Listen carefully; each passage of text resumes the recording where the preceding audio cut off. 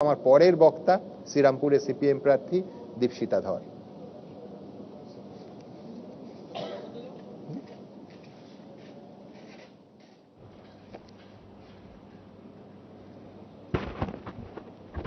এখানে উপস্থিত আমার আগে যারা বক্তব্য রেখেছেন, আমার বড়রা এবং যারা আমাদের কথা শুনতে পাচ্ছেন, প্রত্যেকে আমাদের তরফ থেকে অভিনন্দন, শুভেচ্ছা। আমি বোধহয় প্যানেলের একমাত্র মহিলা, তাই দিলীপবাবু অনেকগুলো যখন কথা বলেছেন আমি ঠিক বুঝতে পারিনি আমার এক্সপ্রেশন কি হওয়া উচিত। আমার রাগা উচিত, আমার হাসা উচিত, আমার লজ্জা পাওয়া উচিত যে আমরা এমন একটা ব্যবস্থায় বাস করছি যেখানে 2024 সালে দাঁড়িয়েও আপনি পুরুষের মতো কথা বলুন, আপনি মহিলা হতে যাচ্ছেন কেন? যেখানে এটা মনে করা হয় আপনি যদি মহিলা তাহলে আপনি বাকিদের চেয়ে একটুখানি কমজোর, আপনি একটু দুর্বল। এবং একজন দেশের শাসক দলের নেতা যিনি এই মুহূর্তে নির্বাচনে লড়ছেন, তিনি বুক ফুলিয়ে এই কথা মাইকে বলতে পারেন, এই কনফিডেন্স আমরা পশ্চিমবঙ্গের ভারতের রাজনীতিবিদদের দিয়েছি অ্যাজ আ সোসাইটি সামগ্রিকভাবে, সেইটা আমার মনে হয় খুব লজ্জার, খুব যন্ত্রণার। একজন মহিলা হিসাবে, একজন রাজনৈতিক কর্মী হিসাবে আমি এটা মনে করে দিতে চাই সবাইকে যারা আমাদের কথা শুনতে পাচ্ছেন, এই যে খুব ক্যাজুয়াল সেক্সিজম যাকে বলা হয়, হাতে চুড়ি পরে বসে আছো নাকি, অ্যাজ ইফ যে মানুষ হাতে চুড়ি পরেন সেই মানুষ ঠিক শক্তিশালী নন। অথচ এই ভারতের মহিলারাই তো দেখিয়েছেন, সে রানী লক্ষ্মীবাই হতে পারে, সাবিত্রীবাই ফুলে হতে পারে, বেগম শাখাওয়াত হতে পারে, যারা দেখিয়েছেন হাতে চুড়ি পরা, কপালে টিপ পরা, ঘোমটা দেওয়া, এগুলোর মধ্যে দিয়ে আসলে শক্তিশালী অথবা শক্তিহীনতা বিচার হয় না। শক্তিহীনতা বিচার হয় যখন আমি আমার পুরুষত্বের দর্প মাইকে দাঁড়িয়ে বলি, যখন আমি একজন মানুষ হয়ে আর একজন মানুষকে আমার চেয়ে নিচু চোখে দেখি। এখন এইটা বলে শুরু করব আজকে আমাদের যা বিষয় ছিল। বিষয় থেকে আমরা অনেকটাই দূরে সরে গেছি এবং অনেকগুলো প্রশ্ন উঠেছে, অনেকগুলো প্রশ্নের উত্তর দেওয়ার জন্য আমার ইচ্ছা করছে, কিন্তু আমি সেসবে যাব না। আমি আস্তে আস্তে একটা গল্প আমার মনে পড়ছিল এই যবে থেকে আমাকে ওই টপিকটা আমি শুনতে পেয়েছি। আমি যখন ছোট ছিলাম আমি খুব ক্লাসে দুষ্টুমি করতাম। এডিএইচডি বলে একটি নির্দিষ্ট রোগ হয়, attention deficit hyper activity disorder. আমার এডিএইচডি ছিল ছোটবেলা থেকে, খুব ছটফটে দুষ্টু।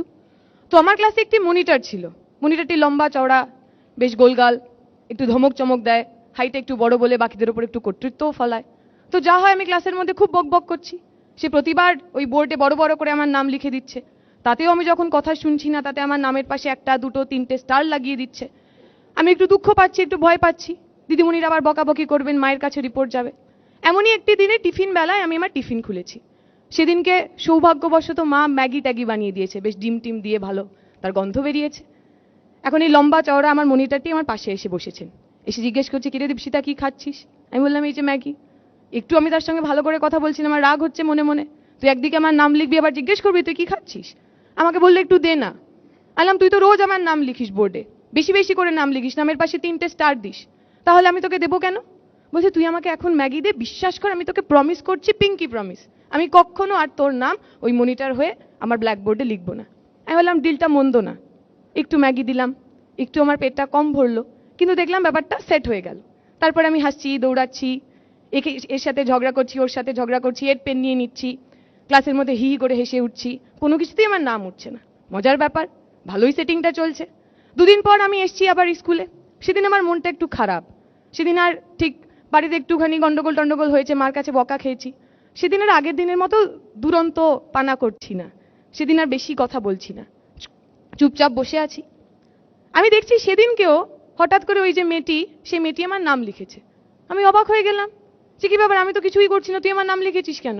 বললো তুই আজকে টিফিনে কি এনেছিস? বললাম ওই যে মা বোধহয় লুচি আলুর দম বানিয়ে দিয়েছে। বললো তোর যদি আমি নাম এই ব্ল্যাকবোর্ডে না লিখি তাহলে তো তুই টিফিন বেলা আমাকে লুচি আলুর দমটা দিবি না। তাই যদি তুই আমার লুচি আলুর দম দিবি, যে কোনো দিন প্রতিদিন এই সেটিংয়ে এই ডিলে আমার সাথে আসিস, তাহলে তোর নাম কোনোদিনও উঠবে না। আর যদি তুই আমাকে বলিস যে তোর টিফিন প্রতিদিন আমার সঙ্গে ভাগ করে খাবি না, তাহলে তুই কথা বলিস আর না বলিস তোর নাম আমি ব্ল্যাকবোর্ডে লিখবো। তুই কথা বলিস আর না বলিস তোর নামের পাশে আমি 3টে স্টার দেব। এই ভারতবর্ষে ইডি সিবিআইকে যেভাবে আমার কেন্দ্রের সরকার ব্যবহার করছে সেটা একটু এইরকম। আপনি চুরি ডাকাতি করবেন, আপনি লোকের পকেট কাটবেন, আপনার বাড়িতে ইডি পাঠানো হবে, সিবিআই পাঠানো হবে।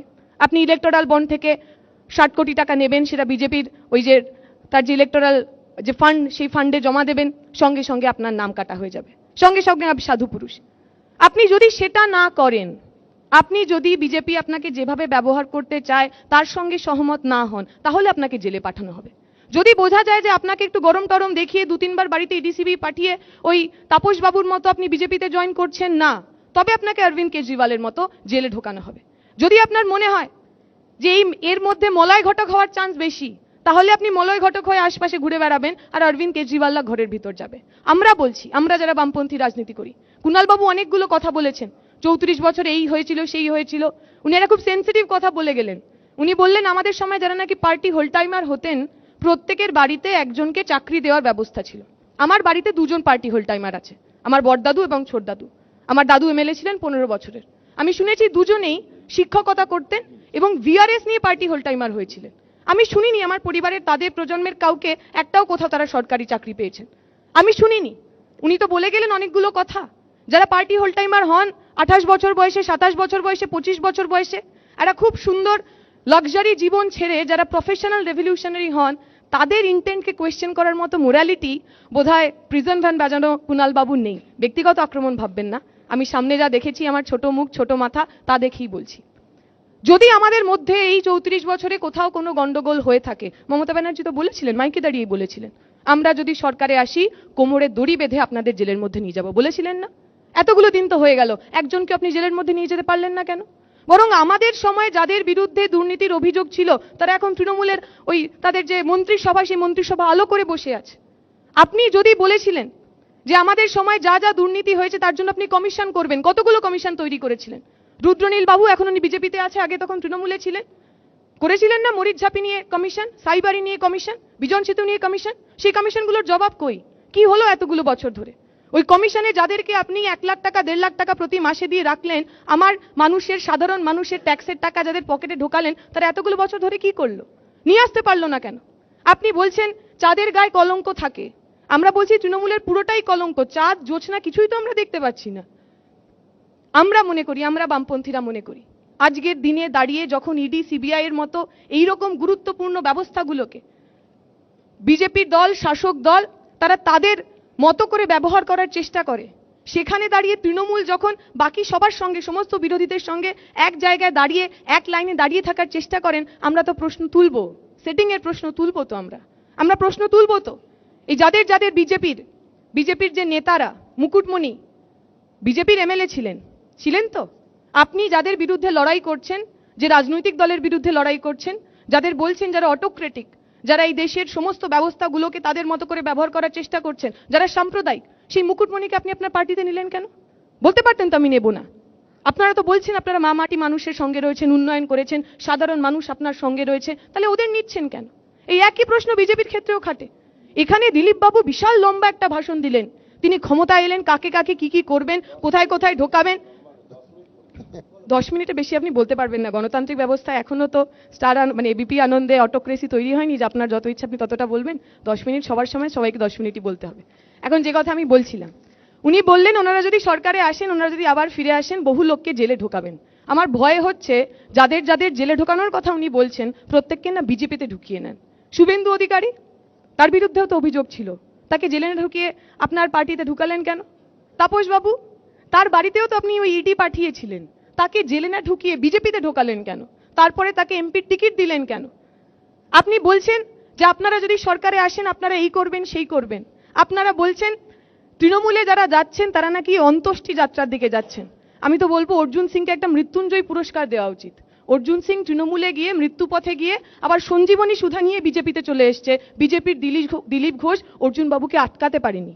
মৃত্যু পথযাত্রী, তৃণমূল পথযাত্রী অর্জুন বাবু যখন ফিরে আসতে চাইলেন, তাকে আটকানোর মতো ধক, তাকে আটকানোর মতো জোর, তাকে আটকানোর মতো কলিজা দিলীপ বাবুর ছিল না। সুতরাং যে কথা বলে আমি শেষ করব, আসলে আমার সামনে দাঁড়িয়ে তৃণমূল বিজেপি দুই দলই যখন একে অপর দিকে আঙুল তোলে, আর যখন দুই দলই একে অপরের সমস্ত ধরনের প্রবলেমেটিক মানুষগুলোকে একে অপরের কাছে নিয়ে নিতে এতটুকু পিছপা হন না, আমি জানি না তাদের কম্পালশন কি। দিলীপ বাবু বলছিলেন যে অনেক মানুষ, যে মানুষের বাড়িতে মা অসুস্থ থাকে সেই মানুষকে হাত পেতে চুরি করতে হয়। আমি জানতে চাইবো শুভেন্দু অধিকারী বা শঙ্কুদেব পান্ডার কি এমন মজবুরি ছিল যে ওই নারদা স্ট্রিং স্ক্যামে হাত পেতে ওনাকে টাকা নিতে হয়েছিল। আমি দিলীপ বাবুর কাছে জানতে চাইবো এমন কি মজবুরি ছিল তৃণমূলের নেতারা আপনার চৌকাঠে কিভাবে শুয়েছিল, অথবা তৃণমূলের কাছে জানতে চাইবো বিজেপির ওই নেতারা তৃণমূলের চৌকাঠে কি এমন ভাবে শুয়েছিল যে তাকে ডিঙিয়ে আপনারা কেউ যেতে পারলেন না, তাদেরকে টিকিট দেওয়া থেকে শুরু করে দলের মন্ত্রী বানানো থেকে শুরু করে সমস্তটা আপনারা করতে পারলেন। আমাদের বিরুদ্ধে এখনো পর্যন্ত এই 34 বছর ধরে আমরা শাসনে ছিলাম, সাধারণ মানুষ আমাদের ভোট দিয়েছেন, নির্বাচিত করেছেন, আমরা এখনো বলেছি যে কোনো ধরনের তদন্তের জন্য আমরা তৈরি। ইডি, সিবিআই, সিআইডি যা খুশি আনতে পারেন, কোথাও এতটুকু আমাদের লজ্জা পাওয়ার, ভয় পাওয়ার, পিছিয়ে আসার জায়গা নেই। এই গৌতম দেব, আমার মনে আছে অনেক দিন আগে, তখন ইডি, সিবিআই এই লিপস অ্যান্ড বাউন্ড পর্যন্ত পৌঁছাতে পারেননি, প্রেস কনফারেন্স করে বলেছিলেন লিপস অ্যান্ড বাউন্ডের এই দুর্নীতির কথা, দেখিয়েছিলেন হাতে ওই পুড়ে যাওয়া বিলগুলো। আমরা বামপন্থীরা গর্ব করে বলতে পারি, হতে পারে আমরা পার্লামেন্টে শূন্য, হতে পারে আমরা অ্যাসেম্বলিতে শূন্য, কিন্তু ওই জেলের মধ্যে যারা দুর্নীতি করে যান অথবা দলবদল করে যারা নিজেদের সম্পত্তি বাড়ান, সেই লিস্টেও আমরা শূন্য। ধন্যবাদ।